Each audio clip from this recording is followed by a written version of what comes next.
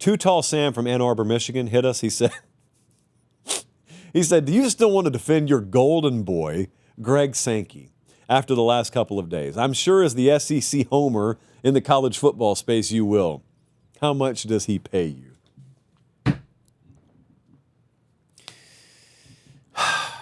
You know, when you try and crack your knuckles on air and only one cracks, it's going to be a bad night.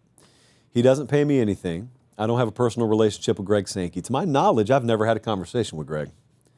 I maybe like in a press conference, maybe, and I don't recall that. So he's not my boy. I would encourage anyone to go find me evidence otherwise. Here's what's happening this week. They're having their spring meetings down in Destin. For some reason, I always say I'm going to go to them, and then I proceed to never go to them. But everybody else in the college football media does. So I'm hanging out here in Nashville, and Greg Sankey's doing his media availabilities down there, and he's saying pretty much exactly what the SEC commissioner would be expected to say. And what's crazy is he's painted, Colin, you might as well put devil horns on the picture we have of him. Because Greg Sankey's been confirmed as basically Satan this week. And here's what's wild. Tony Pate and the Big Ten are pushing every bit as hard for this stuff behind the scenes. And I don't even think I've heard Tony Petitti's name this week. And that's not a knock. That is smart business on the part of the Big Ten. Lobby just as hard behind the scenes, but push that mic towards Sankey. Let him talk. So Greg Sankey, obviously the commissioner of the SEC, he is talking about all this stuff that has people up in arms. And I'm just thinking to myself, okay, what's the truth here? Because it's college football city council season. By that I mean only diehard college football fans are actively talking about the sport this time of year. Casuals are tuned out. So diehard college football fans are the first people to find a problem with anything, which is okay. I'm one. I have a lot of problems with the sport. I talk about them in this microphone all the time. But if you ever watch a city council meeting on, local access TV, you know what I mean. There is no praise for city council at those things. It's only criticism and blame. And you could be in a town where there's 95% approval rating, but if you only watch the city council meeting where the 5% show up, you would think that place is terrible. Likewise, if you were to look at the collective outrage around Greg Sankey or the SEC or college football in general right now, you would think it's terrible. Well, it's not terrible. There's just some stuff that's wrong. It's not terrible. A lot of it's preference. I would argue some of it's more than preference. But nevertheless, my question about Greg Sankey, my boy, Greg Sankey, my golden boy, what do you think his job is? That's a pause, intentional.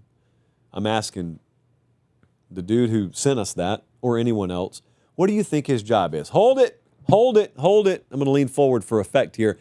I think what you heard me ask is, what do you want his job to be? I didn't ask that. I asked you, what do you think his job is?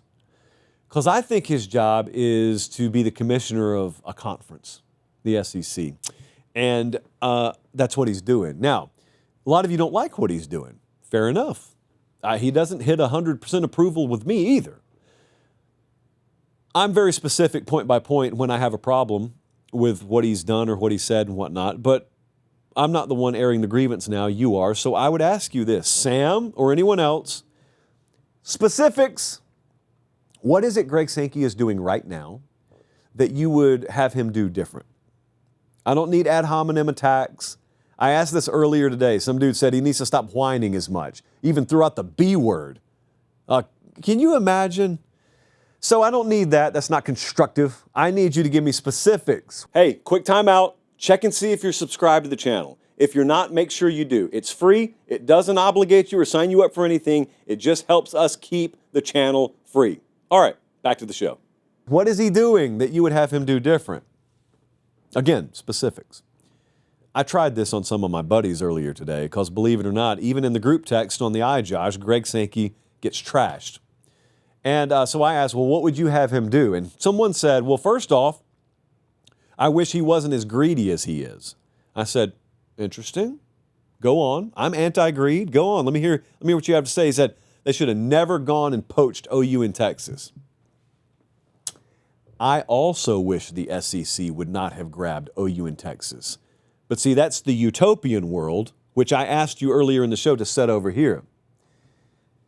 Let's just say you're Greg Sankey 5 years ago. I hope you all heard the knock on the door there. That's OU in Texas. So 2 knocks. OU and Texas are at the door. You're Greg Sankey. You answer. They say, we're leaving. We're leaving the Big 12. We want to come to your party. You're telling me that you would have him say, sorry, we're not open, knowing full well their next call is the Big Ten. Like, it's not whether they're going to leave. It's where are they going to land? And by the way, you answer to university presidents, not just the Mirror.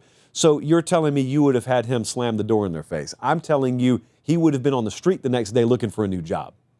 So while there is the idealistic world where the realignment never happens, I'm just trying to let you know there is no world where OU and Texas knock on your door, you say no, and you're still the commissioner of your conference. So if there was an overall commissioner, an overall czar that oversaw such things, it wouldn't have happened, period. But we don't have that.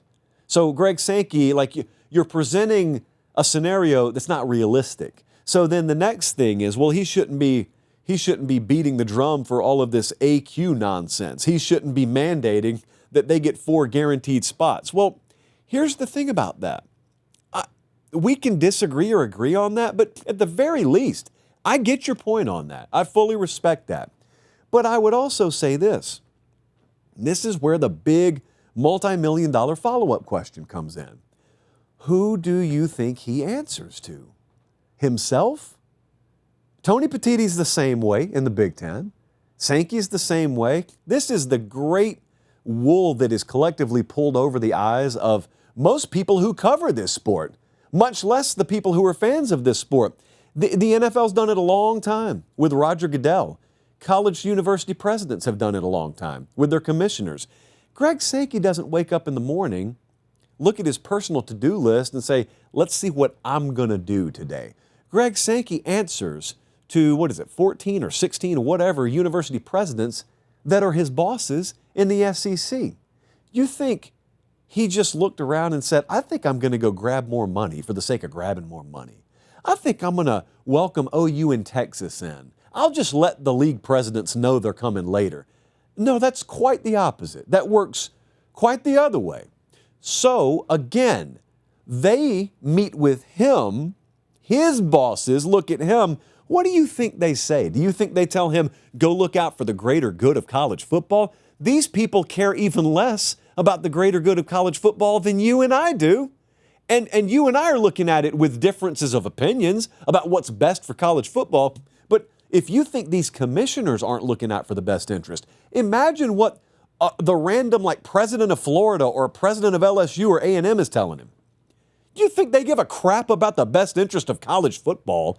They care about their best interest, then the best interest of the league in that order, and he is given marching orders to that tune. That's Greg Sankey. That's his job. I think he's really smart. I think he's really cerebral. But I think a lot of what you see now is no different than watching Roger Goodell. Do you think Roger Goodell moves freely, with just full autonomy to do whatever he wants to with the NFL?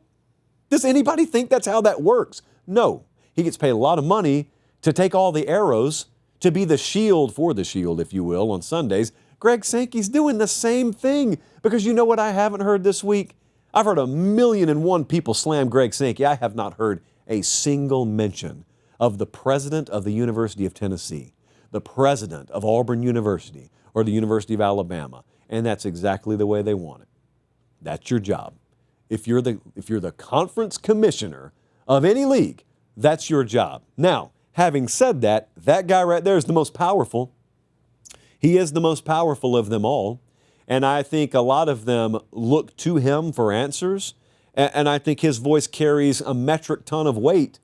But I also think that if you were to, this is not going to happen, so I can't prove a counterfactual, but if I could ever get people, including myself, in a room with him or Petitti, any of these guys, and air my own personal beefs, my instinct is there's a lot I don't know.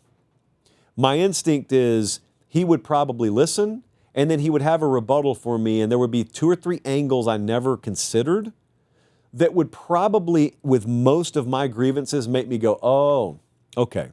Now, that's my instinct. I could be dead wrong. He is my golden boy, after all, Close personal friend of mine, Greg Sankey. The check that we cashed from the SEC, you would not believe the amount of zeros. In fact, it's only zeros. This year, the check they sent us was it was just 0.